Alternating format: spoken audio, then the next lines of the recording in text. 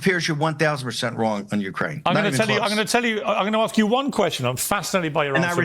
I respect you, Piers, but on this one, you're just dead right. Well, so much you say is smart, and this one, you're just dead wrong. Let me just look at World War II. In World War II, good Lord, Montgomery, Patton, Eisenhower, those wars in Eurasia, that part of Eurasia is not in the vital national security interest of the United States. A fight of two Slavic entities over the Russian-speaking Donbass and Crimea is we just don't have a dog in that fight, okay? We can't be everywhere. You do. It's called democracy. It's called safeguarding freedom and democracy wherever you see it attacked.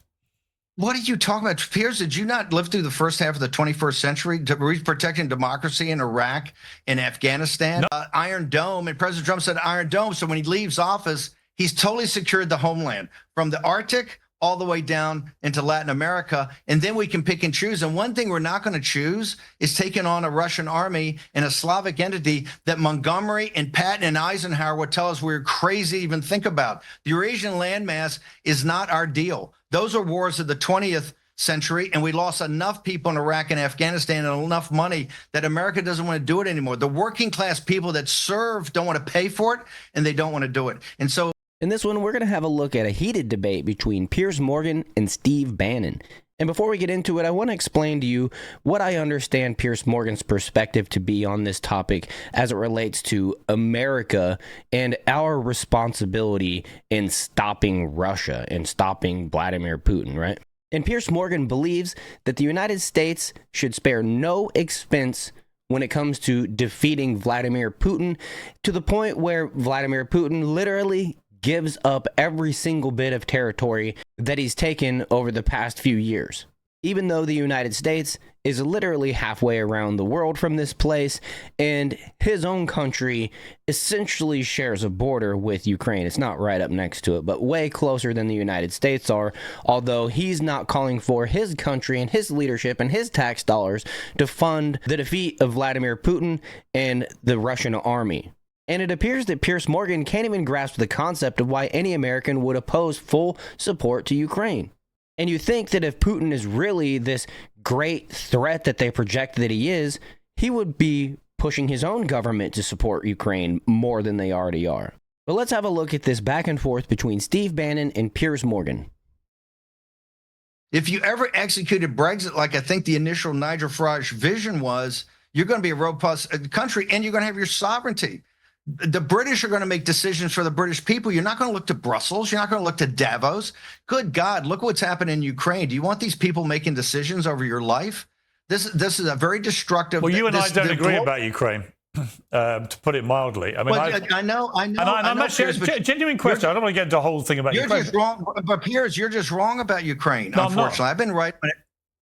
What? I'm not. Piers, you're 1,000% wrong on Ukraine. I'm going to ask you one question. I'm fascinated by your answer. I respect you, Piers, but on this one, you're just dead right. Well, so much you say is smart, and this one, you're just dead wrong. Let me just put a picture to you, which is this. I remember Saddam Hussein invading Kuwait, right, in 91. And Kuwait wasn't a member of NATO, so America had no need to get involved if it didn't want to, but it did because it was in America's interest because of oil and whatever. And America, over about a month-long period, did a brilliant operation along with other allies to remove Saddam Hussein. Now, I'm at a loss to understand why that was universally supported by almost every American I've ever met in my life. They all go, yeah, absolutely. We kicked out Saddam. It was great, including, I would say, 100% of conservatives and Republicans. And there's been a bizarre shift in thinking. And I'm just genuinely curious, because you're one of the people, I think, who's been influential in this. Why is it that so many conservatives now view a Russian dictator invading a sovereign democratic European country, which, for better or worse, Ukraine now is, legally invading it and taking a third of the land so far, as he had taken Crimea before? Why is it that that doesn't instinctively bring out a rage in the American right, as Saddam invading Kuwait did?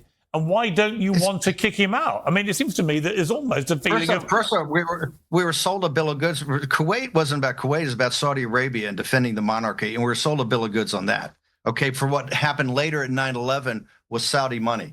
What happened is people started to wake up. Look, I spent 8 years as a naval officer, 4 years under destroyer, and a lot of that time in the North Arabian Sea and Persian Gulf because of the situation in Tehran at the time with the hostages. My daughter is a West Point grad that served and fought with the 101st Airborne in Iraq after she got so we have some skin in the game. Here's the point. I mean, my brother was an army colonel who served in Iraq and Afghanistan, as was my brother-in-law. So I have skin in the game too. I didn't say you didn't. I got that. But here's the point. Look at World War II. In World War II, good Lord, Montgomery, Patton, Eisenhower, those wars in Eurasia, that part of Eurasia is not in the vital national security interest of the United States. A fight of two Slavic entities over the Russian-speaking Donbass and Crimea is we just don't have a dog in that fight, okay? We can't be everywhere. You do. It's called democracy. It's called safeguarding freedom and democracy wherever you see it attacked. What are you talking about? Piers, did you not live through the first half of the 21st century protecting democracy in Iraq and Afghanistan? No, I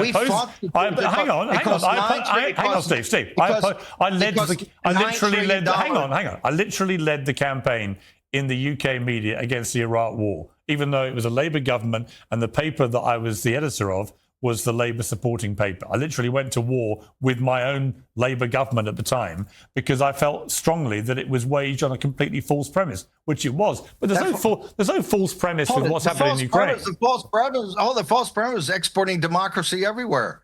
Yeah, I agree.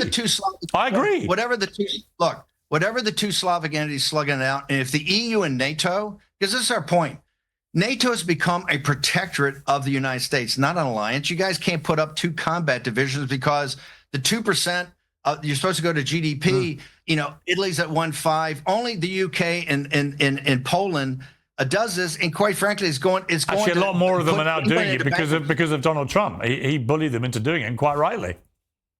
And I was the tip of that spear. I'd go into those meetings and say, "Guys, you got to put the 2%." You were right. About the English. Well, here's the bottom line. The bottom line is I said on the eve of this war, just like Professor Mersheimer said, the West, Davos, Brussels, NATO, the city of London, and Washington, D.C., and New York City are going to lead the Ukrainian people down a primrose path to their destruction, and the West will fight till the last Ukrainian dies. And when it becomes uncomfortable for the West, as is becoming uncomfortable now, they'll cut bait and say, hey, Bob's your uncle. And here we have, according to President Trump, and I'm giving his numbers he gives all the time, there's essentially 1 million dead or wounded Ukrainians. There's 750,000 dead or wounded Russians. Ukraine looks like Dresden in 1945. And Piers, here's the tragedy. Where it was about the Russian-speaking eastern province of Donbass and Crimea, now the Russian army, I don't know, as you said, controls a third of the country. And as you remember, Piers, the Russian army has a tendency not to back up where they have tanks. So now we're going to be in a horrible negotiation. And Piers, yesterday to the Associated Press, Zelensky just told the Associated Press, hey, of the $200 billion the Americans sent, I only got $77 billion. So I don't even know where the rest went. And this is one thing we said at the beginning. And they're going to come back, and they're going to come back to you, England, and say, of the 200,000 man security force, England's got to put in 50,000 troops. We want 50,000 or 100,000 from the Americans, and NATO put the rest. And that's just going to be a non-starter here. This thing's been a debacle. I'll tell you what, here's what I think. I actually just literally interviewed President Zelensky today before I interviewed you. I've always liked Zelensky in a way that a lot of the American conservatives seem to hate him. I don't quite know why, what he's done wrong, other than defend his country. But he said to me an interesting thing about nuclear weapons, right? If Ukraine hadn't been persuaded to give up its nuclear capability, then Putin would never have invaded them. And he said, look, if I'm not going to get NATO membership, which Putin would probably see as a red line for him, then I want to have the firepower that deters him from attacking us again if we do a settlement. And he said, and that should include a nuclear weapon, right? In other words, give us back the deterrent we had, which if we'd had it, would have stopped him invading. I thought that was a perfectly reasonable point. You know, we made Ukraine, led by America, made Ukraine give up its nuclear defense. And look what happened. Piers, if you're telling me now that we should give guys have already shot off missiles into Russia itself, if you're telling me the West should give Zelensky. Why shouldn't given Ukraine fire missiles into Russia, given the number of missiles Russia's fired into Ukraine? Tell me. Because those missiles were not, at least the American missiles were given under the auspices they would never be fired into Russia in those depths, because then you could trigger a broader conflict. Look, all this fear of the Russian army. Why should Russia have the right to do it, but Ukraine not? When I came off sea duty and was in the Pentagon, everything was about Russia. When I was a naval officer, all we did was hunt Russian submarines. I was on an anti-submarine destroyer protecting a carrier battle group. It was all about getting the Russian fast attack submarines. In the Pentagon, it was all about deep interdiction in the North German plain to make sure we could stop the Russians from rolling across Poland into Germany. That doesn't exist anymore. They can barely take Kharkiv. They haven't gotten to Kiev in 3 years of fighting with almost 1 million casualties. So this whole thing of the Russian army being so overwhelming is, to me, just doesn't seem to be a fact on the battlefield. And if it is, the UK and NATO ought to take it seriously, and they're not taking it seriously now because they don't build up their military and don't have any combat. Well, I agree with that. I agree with that. This thing in Greenland should be a signal that President Trump is looking at what I call a Mahanian strategy off of Alfred Lord Mahan, the same strategy the Royal Navy had for years. We're looking to get choke points in Greenland all the way down to Panama. And this weekend, the Panamanians threw the Chinese out. No one belt, one road. They're going to essentially turn the Panama Canal over to us. President Trump's plan geostrategically, you see, is pretty clear. It's hemispheric defense, all the way from the Arctic Circle, which is the new great game of the 21st century, the Arctic Circle, all the way down to Latin America, with Bolsonaro eventually and Milei taking care of Latin America, throw the Chinese out. We have hemispheric defense. And, tomorrow he's going to meet with Bibi, and I think they're going to talk about Iron Dome. And President Trump said Iron Dome. So when he leaves office, he's totally secured the homeland from the Arctic all the way down into Latin America, and then we can pick and choose. And one thing we're not going to choose is taking on a Russian army and a Slavic entity that Montgomery and Patton and Eisenhower would tell us we're crazy to even think about. The Eurasian landmass is not our deal. Those are wars of the 20th century, and we lost enough people in Iraq and Afghanistan and enough money that America doesn't want to do it anymore. The working class people that serve don't want to pay for it, and they don't want to do it. And so now NATO's got a big decision. What the peace deal in Ukraine is going to be central, because if you guys are going to send security forces, it's going to be enormously expensive. And I don't know how you balance your budget, given that you've already had Liz Truss government turfed out by the bond market. Really, Richie Sunak kind of turfed out. One of the reasons labor is upside down is they can't get an economic model that works. Right. And these global bond markets have taken out more governments than howitzers. And it seems to me that in the United Kingdom, we want to get very focused on an economic model that works and kind of the benefit of UK citizens, instead of worrying about wars going on between these two Slavic entities. So everything Steve Bannon said right there is true. I 100% agree with it. And I just wanted to add one thing to one of the UK's problems, is that they need to clean up their own immigration issues. We've seen the reports. We understand how open borders has destroyed so much of their communities. And that's where people like me, who are America first, are learning our lesson. We're watching what's happening over in Great Britain and the UK, and we're saying, look, we need to secure our borders. We have our own invasion coming in from our southern border. Not only that, we need to deport these people in masses. Like, Trump needs to ramp it up like tenfold in order to deport enough people in his 4-year term here. And Piers Morgan is completely wrong, and he's just out of his element when he talks about putting American boots on the ground in Ukraine. America first will not stand for that. And I don't care. You want to use Saddam Hussein and Iraq and all the shit that went on in the 90s and the early 2000s or whatever. And we've learned our lesson.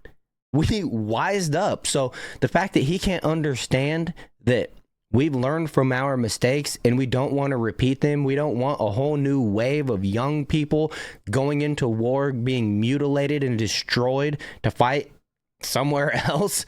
That doesn't make any sense to anybody that's America first. We do not need that type of conflict, especially with so much going on within our own country. And Piers Morgan doesn't understand why Americans don't like Zelensky. I mean, I know you just had an interview with him the day before, which I tried to watch, and it was just so horrible. The translator and everything was just bad. It was bad production. And the funny part about it is I believe Zelensky speaks English, doesn't he? I don't know. Maybe I'm wrong, but it's just stupid that he couldn't do the interview in English if he speaks English. But that aside, Zelensky is a loser. And under his leadership, Ukraine is pretty corrupt. Not only that, he's delayed and postponed his own elections for over a year. So no, not only do we not like Zelensky, we can't stand the guy. I mean, look, he's an actor that played the piano with his dick on national TV. Like, get out of here, man. We don't like this dude. And that's where I'll ask, if you agree, make sure you hit that like button and subscribe to the channel. Share this video in your group chat if you think that it's worth sharing. And with that, I want to remind you that you can catch me live every Monday, Wednesday, and Saturday at 6 p.m. Eastern Time on this channel with the Jar Openers podcast. If you'd like to join the Discord, I have a link down in the description. Other than that, thank you for watching to the end. That really does help me out, and I'll see you guys in the next video.